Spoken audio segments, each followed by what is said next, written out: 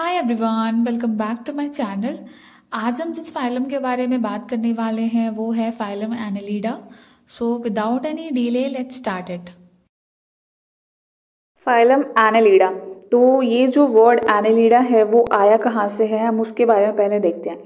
Annelida में जो any word जो है वो एन्यूल से आया है, दैट इज़ वो रिंग्स, मतलब उसका मतलब होता है रिंग्स।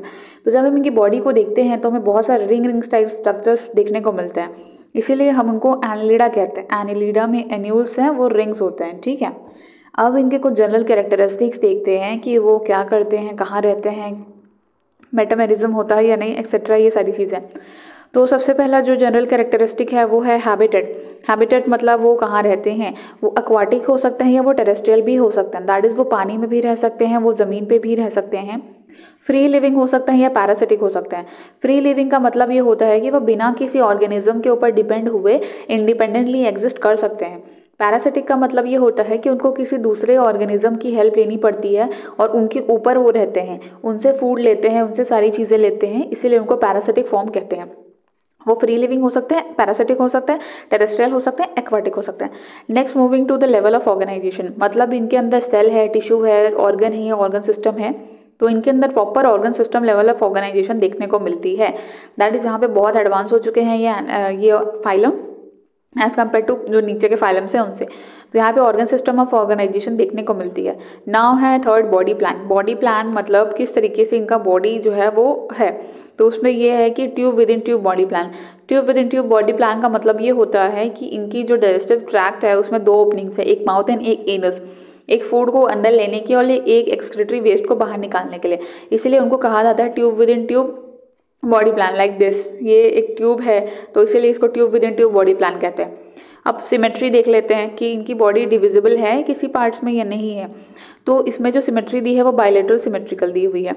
जैसे फॉर एग्जांपल यहाँ पे अगर हम एक ऑर्गेनिज्म को ड्रॉ करें, जैसे फॉर एग्जांपल ये एक एनालिडा है, तो मैं सिर्फ और सिर्फ इसको इसी तरीके से कट कर सकती हूँ, उसी में वो दो इक्वल हाफ्स में डिवाइड होगा। और अगर मैं इसको इस तरीके से कट करूँगी तो वो डिवाइड इक्वल हाफ्स में नहीं होगा, राइट। इस तरीके से करूँगी तो वो नहीं होगा। मुझे सेंटर एक्सिस से पास होते हुए सिर्फ एक ही स्ट्रेट लाइन में मुझे इक्वल हाफ्स देखने को मिलेंगे, एक ही प्लेन में, राइट। तो इसी को हम लोग बोलते हैं बायलेटरली सिमेट्रिकल। नाउ अब इसमें आगे देखते हैं तो वो है जर्म लेयर। जर्म लेयर इसमें कैसा है, तो जर्म लेयर जो इसमें है वो ट्रिप्लोब्लास्टिक जर्म लेयर है। ट्रिप्लोब्लास्टिक जर्म लेयर का मतलब होता है कि उसमें मेसोडर्म प्रेजेंट है, एक्टोडर्म प्रेजेंट है, एंडोडर्म भी प्रेजेंट है, 3 जर्म लेयर्स है इसमें। अब आती है सिलोम की बारी, तो ये यू सिलोमेट है, दैट इज इसमें सिलोम प्रेजेंट है। यू मतलब होता है ट्रू और सिलोम मतलब सिलोम, तो यहाँ पे ट्रू सिलोम प्रेजेंट है, मतलब प्रॉपर सिलोम इनके अंदर में प्रेजेंट है। अब देखते हैं मेटामेरिज्म। तो मेटामेरिज्म इनके अंदर प्रेजेंट है। मेटामेरिज्म मतलब बॉडी जो है वो सेगमेंट्स में डिवाइडेड होनी चाहिए और कुछ कुछ ऑर्गन्स का सीरियल रिपीटेशन हमें देखने को मिलना चाहिए। अब इनकी बॉडी को अगर हम यहाँ पे देखें तो हमें बहुत सारे रिंग देखने को मिलते हैं, दैट इज वो सेगमेंट ही हैं। तो वो सेगमेंटेड बॉडी होती है इनकी। जैसे फॉर एग्जांपल अर्थवॉर्म को देखते हैं तो हमें सेगमेंटेड बॉडी दिखाई देती है, वो एनालिडा का एग्जांपल है। तो इसीलिए उनके अंदर जो है मेटामेरिज्म प्रेजेंट होता है। Now moving to the next, यहाँ पे नोटोकॉर्ड। नोटोकॉर्ड मतलब ये होता है कि एक rod like mesodermally derived origin, मतलब मीजोडर्मली डिराइव्ड एक रॉड लाइक स्ट्रक्चर होता है जो सपोर्ट के लिए काम आता है। तो इनके अंदर क्या वो प्रेजेंट होता है? नहीं, इनके अंदर वो एब्सेंट होता है, वो बिल्कुल प्रेजेंट नहीं होता है। नाउ अगर फिजियोलॉजी पे देखा जाए कि फिजियोलॉजी इनकी कैसी होती है, फिजियोलॉजी का मतलब होता है कि बॉडी के अंदर जो सिस्टम्स हैं वो वर्क कैसे करते हैं करके। तो सबसे पहला है आपका डाइजेस्टिव सिस्टम। तो डाइजेस्टिव सिस्टम यहाँ पे कंप्लीट डाइजेस्टिव सिस्टम। कंप्लीट और इनकम्प्लीट डाइजेस्टिव सिस्टम में सिर्फ इतना फ़र्क होता है कि अगर 2 ओपनिंग्स हैं, एक अंदर लेने के लिए एक बाहर जाने के लिए, तो उसको कंप्लीट डाइजेस्टिव सिस्टम कहते हैं। और अगर एक ही ओपनिंग है लेने के अंदर फूड को लेने के लिए भी और बाहर निकालने के लिए भी, उसको इनकम्प्लीट डाइजेस्टिव सिस्टम बोलते हैं। तो हमने इसमें देखा कि tube with in tube body plan है, इसका मतलब यही है कि वो कंप्लीट डाइजेस्टिव सिस्टम है। अब जो है वो रेस्पिरेटरी सिस्टम्स को देखते हैं। तो रेस्पिरेटरी सिस्टम्स यहाँ पे नहीं दिया है इनमें, लेकिन हम जानते हैं कि अर्थ फॉर्म में जो है उनकी मॉइस्ट क्यूटिकल्स, दैट इज जब अर्थ फॉर्म को देखते हैं तो हमें बहुत चिपचिपी सी दिखाई देती है ना, तो उसको बोलते हैं मॉइस्ट क्यूटिकल्स, मतलब उसका स्किन बहुत चिपचिपा दिखाई देता है। तो वो उसी से अपना जो है रेस्पिरेशन का प्रोसेस कर लेता है। अब देखते हैं सर्कुलेटरी सिस्टम। सर्कुलेटरी सिस्टम है, क्लोज सर्कुलेटरी सिस्टम है।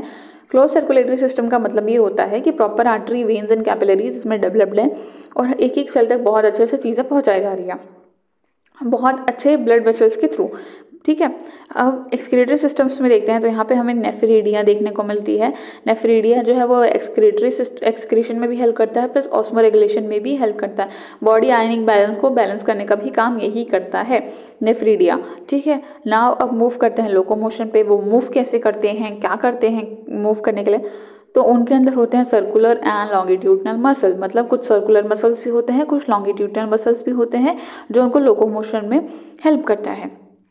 कुछ कुछ ऑर्गेनिजम्स में पैरापोडिया होता है, कुछ में सीटे होता है जो कि लोकोमोशन में हेल्प करता है। जो नेरिस होता है, जो एक्वाटिक होता है, नेरिस एक एग्जांपल है फाइलम एनालिडा का, तो उसमें जो है पैरापोडिया होता है। पैरापोडिया उसको स्विमिंग में हेल्प करता है बेसिकली, वो एक्वाटिक होता है तो उसको स्विमिंग में हेल्प करता है। और जो नेरिस में जो पैरापोडिया और सीटें दोनों होती है, नेरिस में पैरापोडिया और सीटें दोनों होती है, और जो अर्थवॉर्म है सिर्फ उसमें सीटें होती है। अर्थवॉर्म में ओनली एंड ओनली सीटें प्रेजेंट होती है। ठीक है, अब आगे देखते हैं तो हमें इसमें रिप्रोडक्शन देखने को मिलती है। तो रिप्रोडक्शन इसका कैसा होता है, रिप्रोडक्शन बेसिकली सेक्सुअल रिप्रोडक्शन होता है। ठीक है, अब ये ऑर्गेनिजम्स दो टाइप्स के हो सकते हैं, कुछ यूनिसेक्सुअल होते हैं, कुछ बाइसेक्सुअल होते हैं। यूनिसेक्सुअल और बाइसेक्सुअल ऑर्गेनिजम्स का मतलब ये होता है कि सेक्सेस जो है उनके अंदर, मेल एंड फीमेल जो रिप्रोडक्टिव ऑर्गन्स हैं, क्या वो सिर्फ सिंगल बॉडी के अंदर प्रेजेंट है, या एक मेल अलग से बॉडी होती है, एक फीमेल बॉडी अलग से होती है, तो जिसमें एक ही जैसे कि फॉर एग्जांपल मेल का बॉडी मेल का है, फीमेल का फीमेल में है। ठीक है, तो इनको बोलते हैं यूनिसेक्सुअल, मतलब एक ही सेक्स। ठीक, वो नेरिस में एक्वाटिक जो नेरिस है उसको हम लोग सैंडवर्म भी कहते हैं। ठीक है, तो एक्वाटिक जो नेरिस है उसमें जो है सेक्सेस सेपरेट होते हैं। ठीक है, मतलब एक मेल अलग दिखता है, फीमेल अलग दिखती है। अब कुछ होते हैं जो है बाइसेक्सुअल होते हैं। बाइसेक्सुअल का मतलब ये होता है कि दोनों सेक्स ऑर्गन्स एक ही ऑर्गेनिज्म में प्रेजेंट होते हैं। बाइसेक्सुअल में आ जाता है आपका फेरेटिमा, दैट इज अर्थवॉर्म। ठीक है, तो उसमें मेल और फीमेल के जो स्ट्रक्चर्स होते हैं वो एक ही बॉडी में प्रेजेंट होते हैं। सेकेंड एग्जांपल है हिरुडिनेरिया, मतलब जो ब्लड सकिंग लीच होता है उस पर भी बाइसेक्सुअल होता है, दैट इज उसमें भी दोनों ऑर्गन्स एक ही बॉडी में प्रेजेंट होते हैं। अब जो हिरुडिनेरिया है ना, पैरासिटिक हो सकते हैं कुछ फिश में और कुछ फ्रॉग्स में। ठीक है, अब इनका जो है वो नर्वस सिस्टम के बारे में थोड़ा कुछ दिया हुआ है, तो हम इसको देख लेते हैं कि इनका जो नर्वस सिस्टम है वो paired ganglions with double ventral solid nerve cord. तो इनके अंदर जो नर्व कॉर्ड होती है ना वो डबल होती है, वेंट्रल साइड में होती है, सॉलिड होती है। ठीक है, जो ह्यूमंस में होती है, जो कॉर्डेट्स होते हैं उसमें क्या होता है कि ये सिंगल होती है, ये डोर्सल होती है और ये होलो होती है। ठीक है, यहाँ पे पेयर्ड गैंग्लियंस है। ठीक है, और यहाँ पे double ventral solid nerve cord है। ये इनका हो गया नर्वस सिस्टम। ठीक है, अब एंजाइटी में जो एग्जांपल्स दिए हुए हैं उनको देख लेते हैं। तो सबसे पहला एग्जांपल है नेरिस, सेकंड है फेरेटिमा एंड थर्ड है हिरुडिनेरिया। फेरेटिमा का कॉमन नेम है अर्थवॉर्म, जो नॉर्मल अर्थवॉर्म हम देखते हैं उसको हम लोग फेरेटिमा कहते हैं। हिरुडिनेरिया जो है वो ब्लड सकिंग लीच है, जो ब्लड सकिंग लीच हम देखते हैं उसे हम हिरुडिनेरिया कहते हैं। ये उनका साइंटिफिक नेम है, इनका कॉमन नेम है जो हम आम भाषा में जानते हैं। ठीक है, तो ये हो गया हमारा phylum Annelida complete. Thank you so much for watching this lecture. अगर आपको ये अच्छा लगा हो तो प्लीज़ लाइक सब्सक्राइब जरूर करें। एंड अगर आपको आगे की और फाइलम्स देखने हैं तो आप मेरे चैनल पे चेकआउट कर सकते हैं। Thank you so much.